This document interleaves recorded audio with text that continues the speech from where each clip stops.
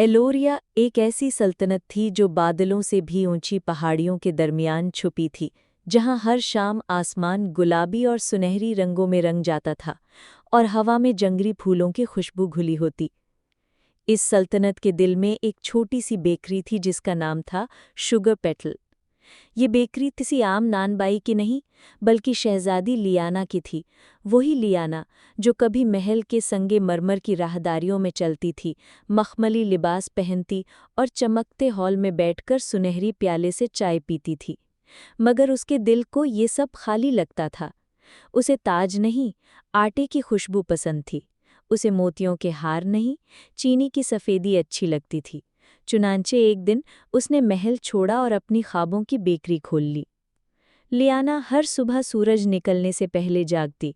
वो अपने सुनहरी बालों को चोटी में बांधती, गुलाबी एप्रन पहनती और तंदूर के आगे खड़े होकर आटे को गूंथते हुए ऐसे गीत गाती जिनमें सदियों पुरानी कहानियां बसी होती।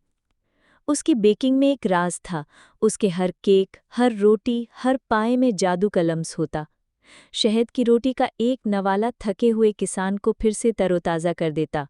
स्ट्रॉबेरी क्रीम का एक चम्मच किसी बच्चे का रूठा हुआ चेहरा हंसा देता। और दालचीनी वाले बिस्किट की खुशबू माजी की मीठी यादों को जगा देती। लोग दूर दूर से शुगर पेट लाते, मगर हाल ही में एक अजीब बात होने लगी थी। सल्तनत के शाही बाग के फूल मुरझा गए थे। झीलों का पानी मद्धम बहने लगा था और चांदनी का रंग फीका पड़ गया था। बुजुर्ग सरगोशियों में कहते थे कि अलोरिया का जादू खत्म हो रहा है। एक तूफानी रात, जब बादलों की गरज खिड़कियों को हिला रही थी और बारिश छत पर साज बजा रही थी, बेकरी का दरवाजा चरचराकर खुला। एक लंबी चादर ओढ़े अजनबी अंदर आया। उसने कुछ नहीं कहा, बस काउंटर पर एक चांदी की चाबी और एक पुराना कागज रख दिया। उस कागज पर लिखा था, अलोरिया की मिठास को बचाने की तरकीब तुम्हारे सबसे पुराने तंदूर में छुपी है। अगले पूरे चांद से पहले इसे पकाओ, वरना सब खत्म हो जाएगा। लियाना हैरान रह गई। शुगर पेटल में वाकई एक पुराना तंदूर था जो उसके नाना के वक्त से वहाँ था, मगर उसने कभी उसे इस्तेमाल नहीं किया। अगली सुबह उसने तंदूर को गौर से देखा और एक छोटा सा खुफिया सुराख पाया। जब उसने चांदी की चाबी लगाई तो तंदूर की पिछली दीवार सुनहरी रोशनी में घलने लगी। ये एक दरवाज़ा था, जादुई दुनिया का दरवाज़ा। दरवाजे के पार वो एक अजीबो-गरीब वादी में पहुंची।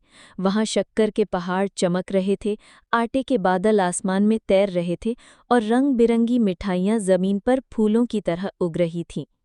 मगर ये दुनिया पुरसुकून नहीं थी। तेज़ मसाले के तूफान चलते और चॉकलेट की नदियों में कभी-कभी कड़वाहट के मगरमच्छ तैरते नजर आते। लियाना को बताया गया कि सल्तनत का जादू सुनहरी दार चीनी में बंद है, जो इस वादी के सबसे ऊंचे कैरमल पहाड़ की चोटी पर उगती है।